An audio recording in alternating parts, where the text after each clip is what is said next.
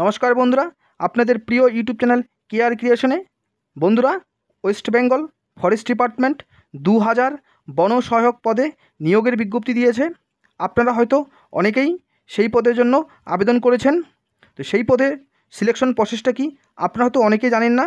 তো বন্ধুরা, কথা না বাড়িয়ে শুরু করা যাক। এখানে আপনাদের কি পরীক্ষা নেওয়া হবে, টোটাল কত নম্বরে পরীক্ষা হবে, কোন কোন টপিকে কত নম্বর রয়েছে, কোন কোন বিষয়ে কি কি টপিক পড়তে হবে, সমস্ত কিছু আপনাদের পরপর বলবো অফিসিয়াল বিজ্ঞপ্তি থেকে।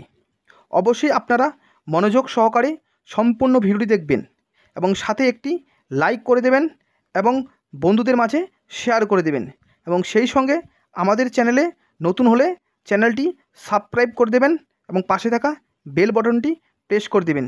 তাহলে আসুন বন্ধুরা, ভিডিওটি শুরু করা যাক। 3 নম্বর পয়েন্টে সিলেকশন প্রসেস পয়েন্ট এতে বলা হয়েছে, all application will be initially screened for location of residence for the respective engagement board and the ones that are not summarily rejected shall be then screened for other qualifying criteria। অর্থাৎ এখানে বলা হয়েছে যে সমস্ত আবেদনপত্র জমা পড়েছে সেই সব আবেদনপত্রগুলি যাচাই করা হবে। প্রত্যেকটা সার্কেল এনগেজমেন্ট বোর্ড সেগুলি যাচাই করবে। যাচাই করার পর যেগুলি সঠিক আবেদনপত্র হবে সেগুলিকে সিলেক্ট করা হবে এবং তাদেরকে পরবর্তী ধাপের প্রার্থী বাছাইয়ের জন্য ডাকা হবে। এখানে পয়েন্ট বিতে বলা হয়েছে, post screening eligible applicants will be called for an evaluation cum interview by the concerned engagement board with original document. The board will verify the original certificate of each candidate, a certificate, resident proof, educational qualification and photo ID। অর্থাৎ এখানে বলা হয়েছে যে আপনাদেরকে ইন্টারভিউয়ে ডাকা হবে এবং সেখানে আপনাদের প্রথমে ডকুমেন্ট ভেরিফিকেশন করা হবে। অর্থাৎ ফর্ম ফিল আপের সময়ে আপনি যে সমস্ত ডকুমেন্টগুলি দিয়েছেন সেগুলি অরিজিনাল ডকুমেন্ট ভেরিফাই করা হবে, যার মধ্যে রয়েছে বয়সের প্রমাণপত্র, বাসিন্দার সার্টিফিকেট, শিক্ষাগত যোগ্যতার সার্টিফিকেট এবং আপনার ফটো আইডি। যার সমস্ত ডকুমেন্ট অরিজিনাল চেক করা হবে এবং সব কিছু ঠিকঠাক থাকলে আপনি পরবর্তী স্টেপের জন্য যোগ্য হবেন। 3 নম্বর পয়েন্টে বলা হয়েছে, the eligible candidate shall be subject to an evaluations cum interview and personality test. The marking of the candidates will be done on the following criteria। অর্থাৎ এখানে বলা হয়েছে যে সমস্ত প্রার্থীরা যোগ্য হবেন তাদের ইন্টারভিউয়ের জন্য ডাকা হবে। তবে ইন্টারভিউটা কিন্তু সাধারণ কোনো ইন্টারভিউ নয়, ইন্টারভিউটা অনেকটা পরীক্ষার মতো। পরীক্ষায় কি কি থাকবে এখন আপনাদের পরপর জানাবো। এবিলিটি টু রিড বেঙ্গলি, এখানে 30 নাম্বার থাকবে। অর্থাৎ আপনাকে বাংলা ভাষায় পড়তে জানতে হবে। এখানে আপনাদের বাংলা ভাষায় গদ্য বা পদ্যাংশ পড়তে দিতে পারে। অর্থাৎ আপনাকে বাংলা ভাষায় স্পষ্টভাবে পড়তে জানতে হবে। এবিলিটি টু রাইট বেঙ্গলি, এখানে 30 নাম্বার রয়েছে। অর্থাৎ আপনাকে বাংলা ভাষায় লিখতে জানতে হবে।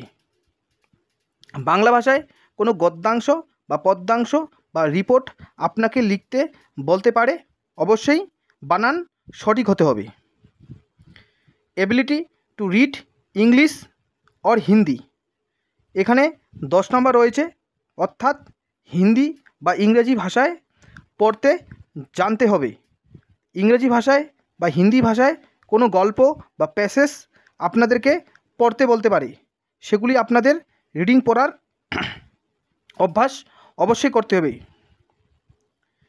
জেনারেল নলেজ আর ওরাল টেস্ট, এখানে 20 নাম্বার থাকবে।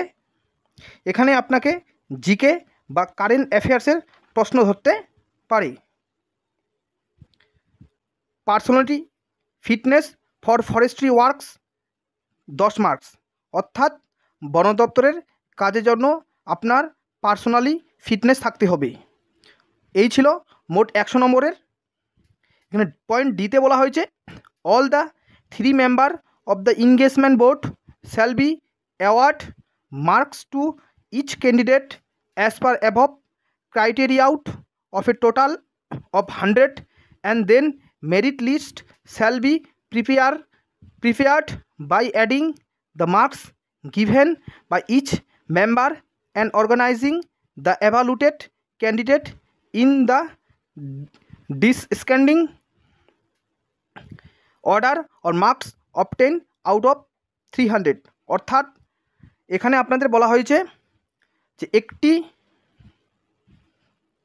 বিষয় আপনাদের এখানে বোঝার বিষয় রয়েছে যে ইন্টারভিউ পরীক্ষা নেবে সেটা একটা এনগেজমেন্ট বোর্ড নেবে। সেই বোর্ডে 3 জন মেম্বার থাকবে এবং প্রত্যেক মেম্বার কিন্তু 100 নম্বরের পরীক্ষা নেবেন, অর্থাৎ মোট 300 নম্বরের পরীক্ষা আপনাদেরকে দিতে হবে এবং এই 300 নম্বরের মধ্যে আপনি যা নাম্বার পাবেন সেই নাম্বারের ভিত্তিতে মেরিট লিস্ট তৈরি করা হবে। এখানে বলা হয়েছে তা in case of candidates getting same marks, the age of candidate will be taken in consideration, with the oldest being